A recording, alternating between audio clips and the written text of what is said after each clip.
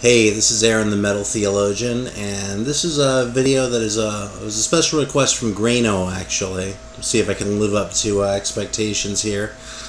But this is a tough one to do. This was the top 5 heavy 70s rockers from around the world. So I was kind of asked by Greeno for some obscure ones, some lesser known ones, just kind of some suggestions for some shit to check out from that era. So sort of in the interest of drawing out some shit that it's less likely you might just encounter if you're not looking for it, I've deliberately omitted anything from any English-speaking country.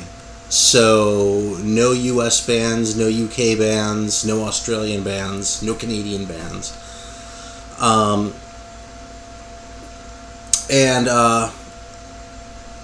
It's stuff from around the world. The other thing that I did in order to try and make this a little bit more challenging was try to pick one from each country that is represented. So which 5 countries I was going to pick, I didn't decide going into it, but I sort of picked to try to just pick one instead of just saying, here are 5 German ones, say.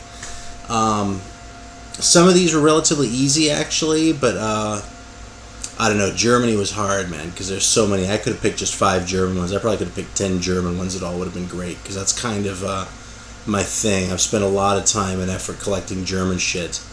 The other thing is I've deliberately tried to avoid anything I've seen in other vinyl community ones. So speaking of German ones, an obvious one would have been that fucking fantastic Night Sun record, which is heavy and just great across the board and definitely meets the obscurity criterion. But I know that at least 1 or 2 of you guys out there have that one, so I left that one out.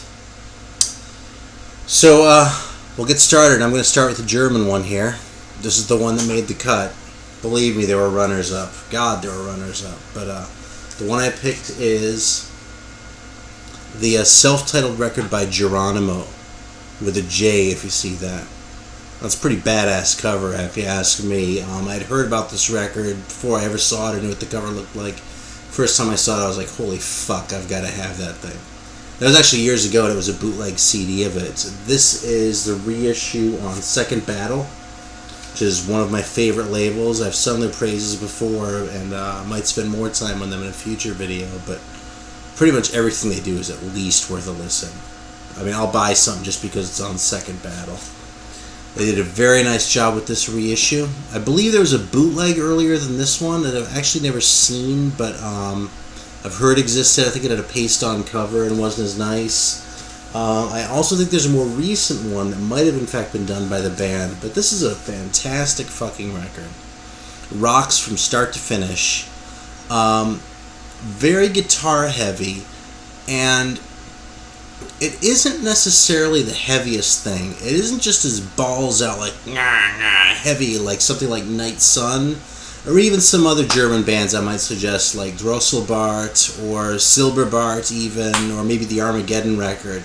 But what this one has over those, I think, is just a sense of drive.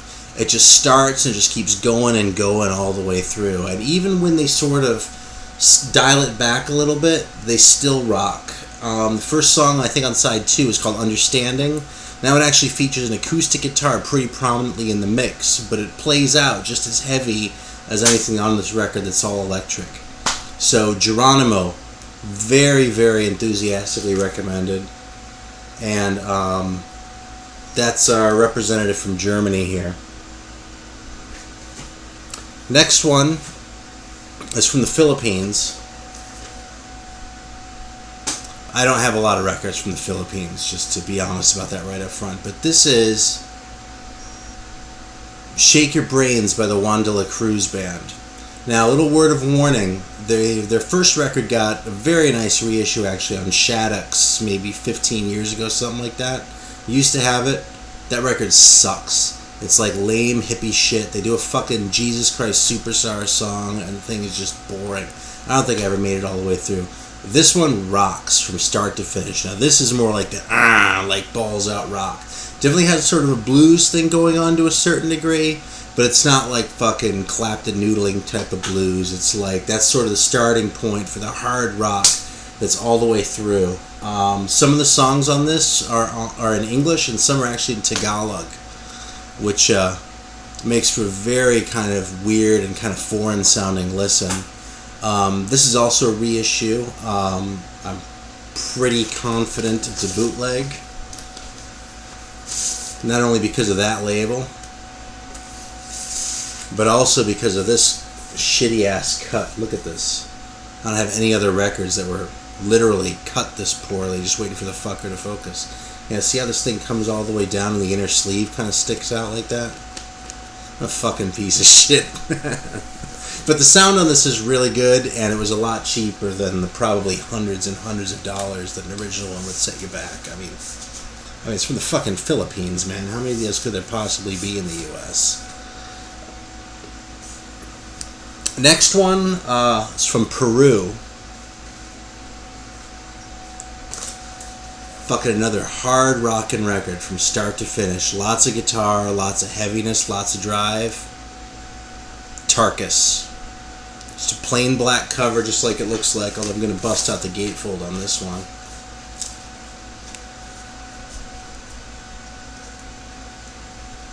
How's that for a 70s looking crew?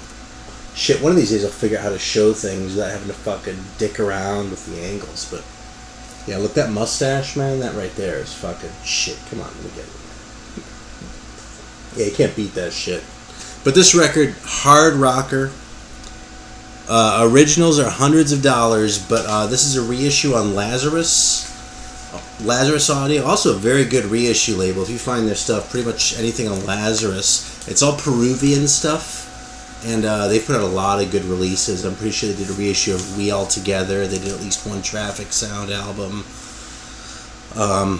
Yeah, well worth investigating. I believe more recently that Get Back did a reissue of this too, which was relatively cheap too. It was like a $14 or $15 record.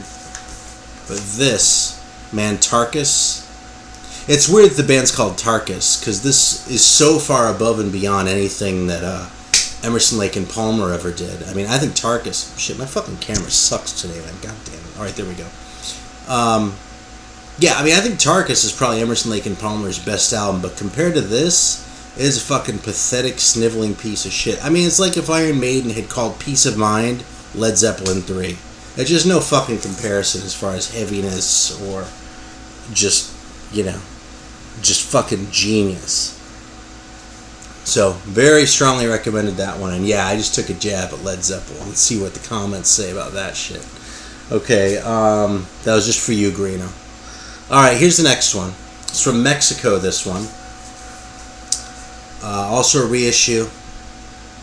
This is by the only album... No, actually, I don't think that's true. They might have made a couple others. But this one is by Nahuatl. It's their very first record.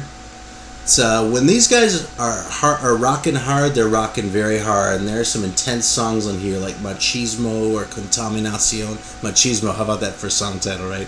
Contaminacion, though, is great.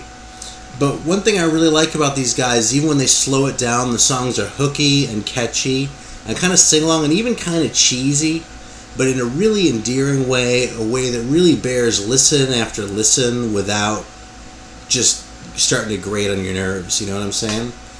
Another little tip for what it's worth is anything in the Serie Hot Rock on the RAF label out of Mexico, in my experience, is worth a listen. I mean, I don't claim to have heard all of them, but some other Mexican favorites are the Ciruela record or El Ritual, the Renaissance record. Those were all hot rock ones. So when you see that little like flaming logo that looks kind of epic, give it a listen. But this is a good fucker to start with. This is a reissue from late 90s, I want to say, maybe early 2000s.